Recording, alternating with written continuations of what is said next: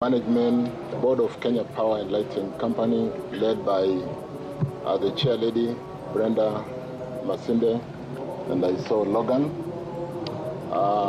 And the management team, we've got Dr. Siror, we've got Kenjen, Peter Njenga, and behind me we've got Dr. John Mativo of Ketraco. Good morning. Is it afternoon already? Good afternoon.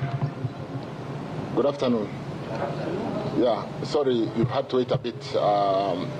We've been working to, you are aware that yesterday we lost the grid, almost 100%, though we remain with parts of Western Kenya. And the questions we're now asking is, why so frequently? Because on August 25th this year, and later on, sometimes on the 11th of November, we had similar breakdowns, though the one of November was not as major, when we had a breakdown of some conductor at Olkaria 2, compared to the one of August when we lost the whole country. So we have been meeting yesterday. When it happened, I was flying in from Dubai, and I experienced firsthand the anger because I was at the airport when the belt stopped, and therefore we could not get our luggages. The generator did not take off immediately, and it's a challenge that as a country we are really ashamed of, and we need to address it. But we do know why the problem is, and we've made as a team today. I went to the National Control Center, and I was there with the whole team, including the chair lady, the PS, and all the senior managers, as they restored the network the whole night. And even as we speak this morning, we are finalizing the restoration. And it is something we must pay attention to as a country, so that we build the kind of country we would like investors to be proud of, the kind of country we would like all of us to be proud of, because when there is no power, it impacts on the health institution, it impacts on every walks of life, and it is not something that anybody would pride of to have this kind of downtimes. I've got a written statement which I will share with you, but allow me to basically go through it very quickly, and we can do the question and answer, because I said we know where the problem is and we are addressing those challenges. It's bound to happen again, but we will look at serious maintenance. But the gist of it is lack of investment in the network for a long time. And when I go through my statement, you'll appreciate that the fact that we've continued to connect customers on the last mile, we've continued to build industry, and we've not built the network in the last 5, 6, 7 years. And there is so much constraint in the transmission of electrons from wherever they are generated. And sometimes the network trips when it is overloaded. Yesterday was caused by an overload between Kisumu, Moroni, when there was sudden demand, and the line that between Kisumu and Moroni is dimensioned to carry 80 megawatts. When the line went down, it was carrying 120 megawatts, and suddenly there was a demand of an additional 20 megawatts on that line. For a line to be carrying 149 megawatts when it is designed for 80, it felt threatened, and it dripped and cascaded down to the rest of the country. So on the 10th December 2023, yesterday, at about 7:33 p.m. in the evening, the country experienced a partial blackout on the electric power system, with Musaga substation supplying parts of western region remaining on supply from Uganda. The system demand at the time of incident was 1,732 megawatts,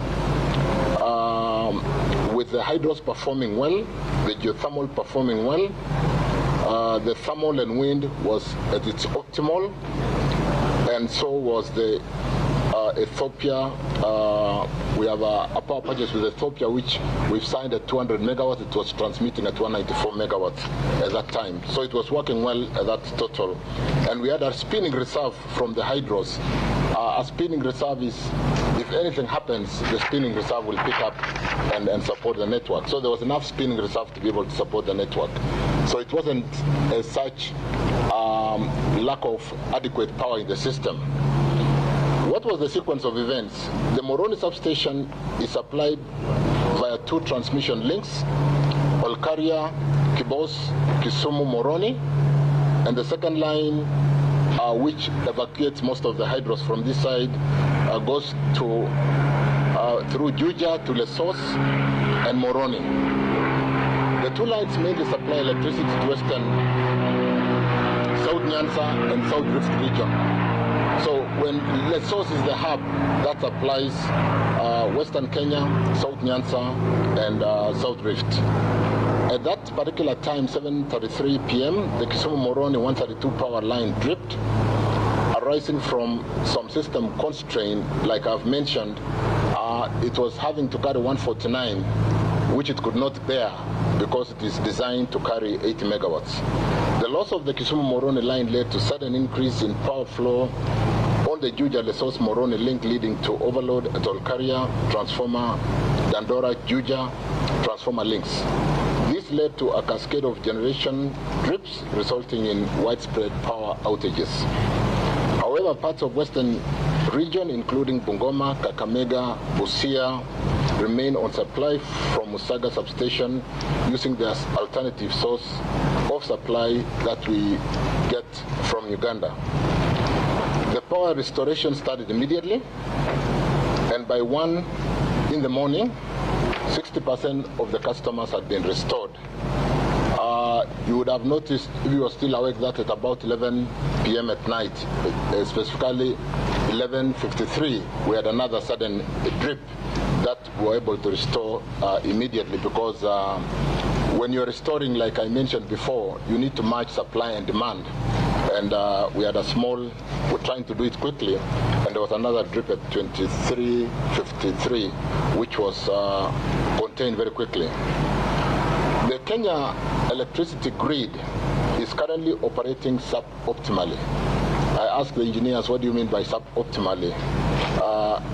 With limited spinning reserves, low inertia, high production proportion of intermittent generation, low hydro generation, and insufficient voltage control. This condition makes the system vulnerable to systems disturbances. When I give you the statement, I will have talked to the proposed mitigation to remove some of those system constraints. Like, one, the western part of Kenya is serviced, like we said, by Olkaria and the hydros, the 7 cascade hydros, and the transmission links are currently constrained because industry has been growing, the power users have been growing, and we have not upgraded the transmission network. And we are using an 80 megawatts dimension a transmission link to transmit 140 megawatts. And you would only expect it to drip to be able to save itself. So what we are doing, members of the media and Kenyans, is we are building a line, an alternative line to support west of Kenya from Olkaria through Bomet, through Narok, Bomet, all the way to Outalendo, to be able to support the transmission that goes through Lesos, like I've mentioned, and therefore be able to remove the constraint and improve the capacity of carrying more megawatts to the western part of the country where we don't have much generation. The loan facility has been signed and we are ready to start. We're getting funding from South Korea and Africa Development Bank, and we are at the tendering stage, and we should be able to start building that network. However, construction of a network of that capacity is not a quick fix. It will take some 20 months, but we'll be working on how to mitigate the challenge of constraint on the transmission network to be able to avoid the system being overloaded. We are also constructing a new 132 to 33 kV Sondu station or line and substation to further improve the supply to South Nyanza. if we were to have enough time to talk about how we service South Nyanza from Moroni to Chemosit, Sotik, to Kigathi, Ndiwa, and then Awendo, we could actually service by building a direct link from Sondu to Ndiwa and be able to avoid overloading the line going through Sotik to Ndiwa and causing those kind of challenges. We are also increasing the 220, 132 kV transformer capacity at Lesos to evacuate additional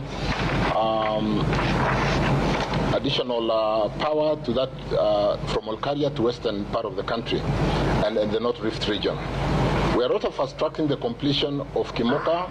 Kimoka is a station out of Kikuyu, somewhere here. Mala substation, which is being done by Ketrako to deload the Dandora, the Nairobi North, what we refer to as Nairobi North line. So these are all constraints where the lines are overloaded. They are not able to carry the load which is demanded by the customers at the extreme end.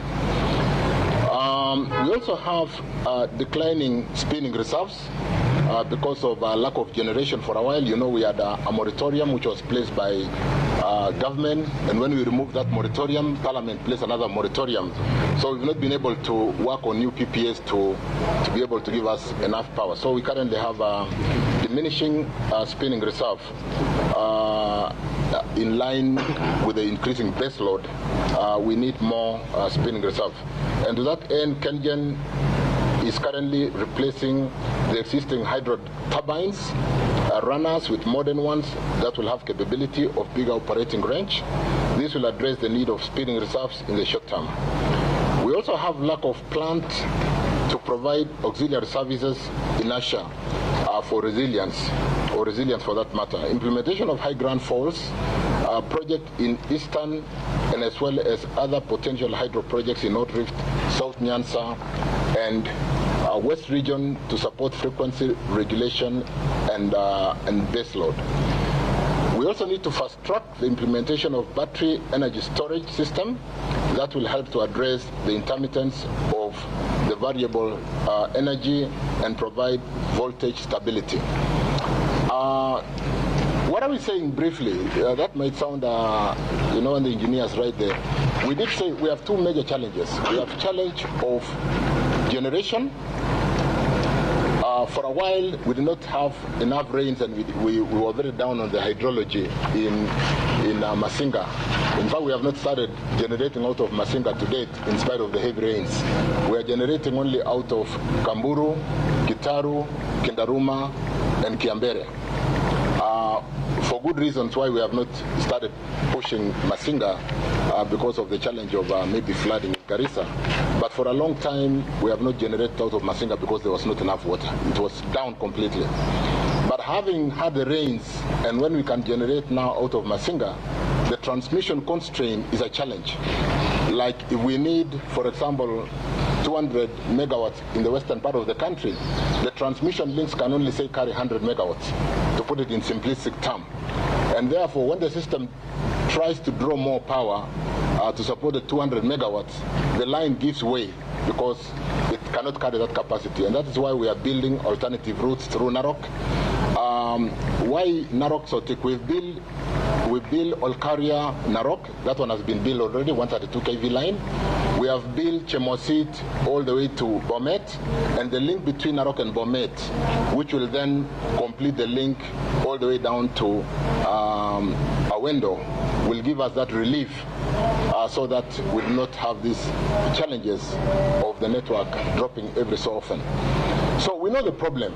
The problem is lack of investment in the transmission network.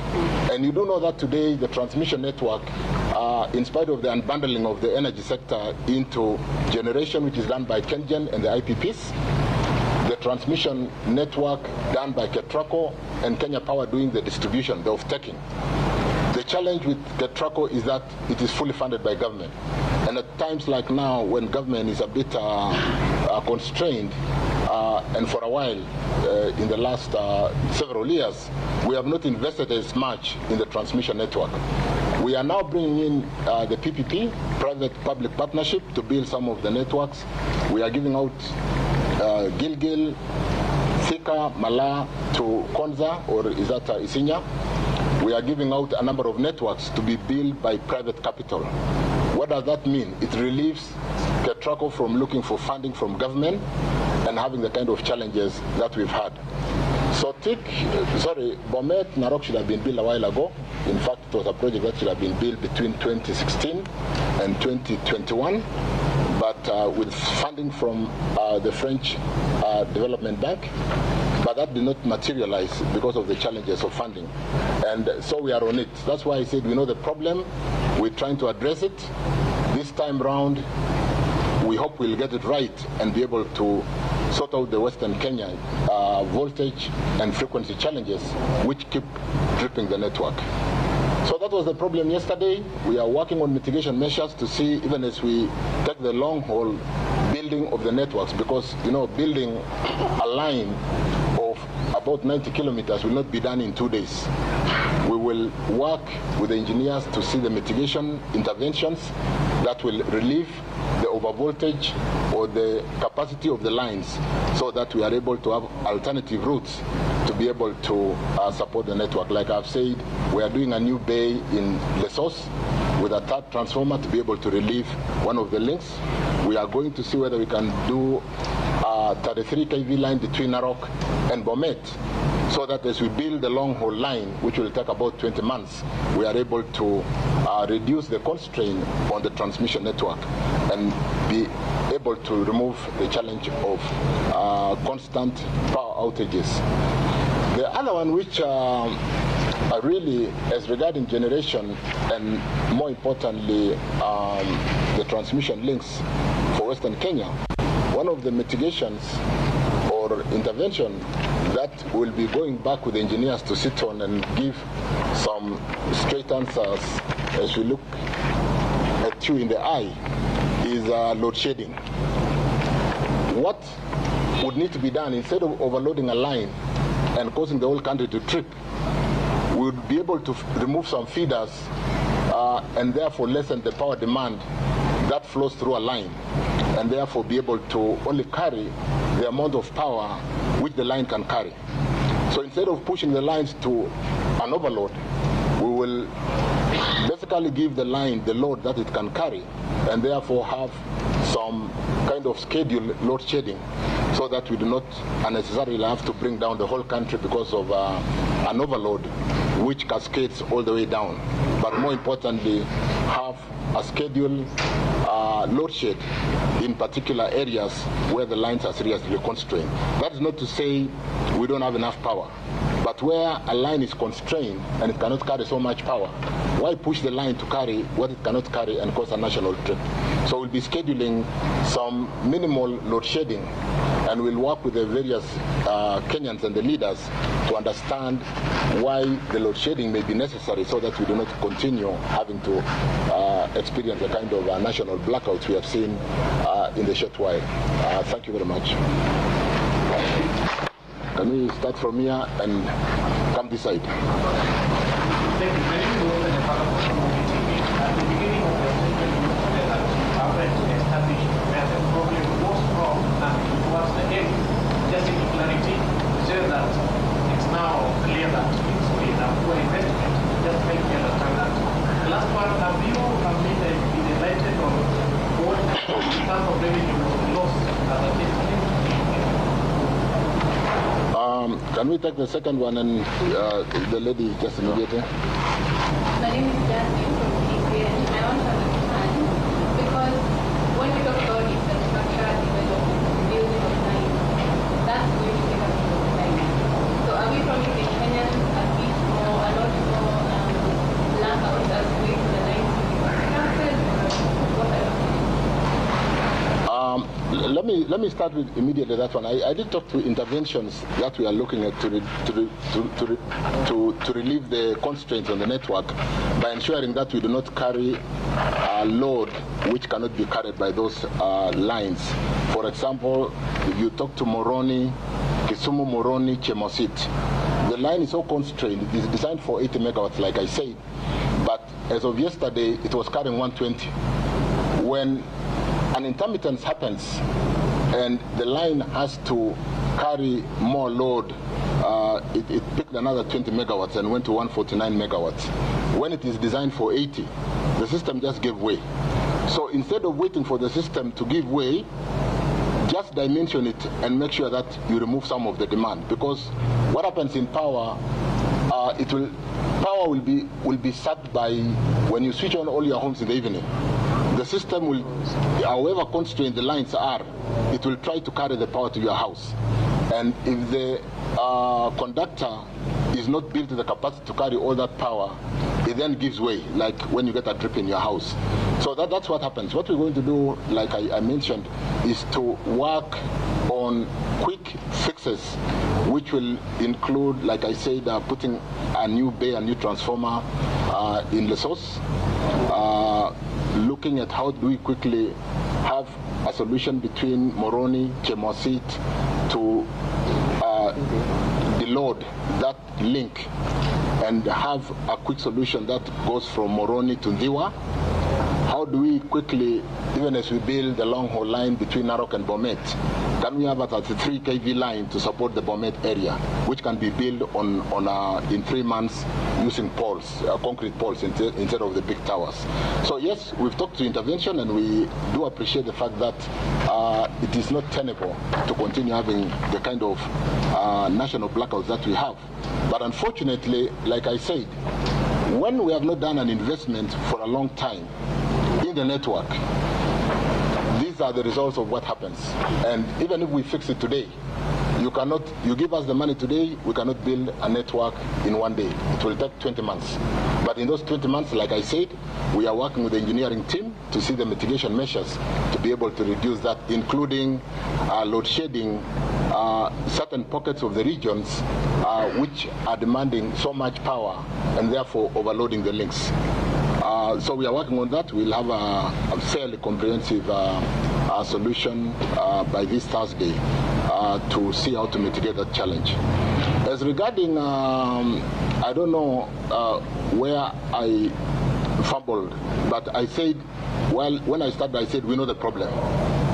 We do know the problem. I think the challenge when you get a national blackout, the first thing that comes to mind, if you're in my shoes, is that have we been hit? And then we get down and learn that it is an overload. Then we feel good. Because if the network had gone down completely, like I was being told of what happened in South Sudan yesterday with the line, I was supposed to have a meeting with the South Sudan leadership today in petroleum, and they have not come because their line was hit in the last 2 days, and they are not able to transport their product. So when it is a challenge of an overload, we are able to build the system very quickly while excluding the overloading centers. And that is why when it drips, when your house drips, you don't just go and switch it back on. You try and find out what the problem is. Why is it dripping? And then therefore, yes, we understand the problem. We've got funding, particularly for the very seriously constrained Kisumu, Moroni, Chemosit, feeds a number. It's got about 7 feeders, including Sotik, all the way to Kigati.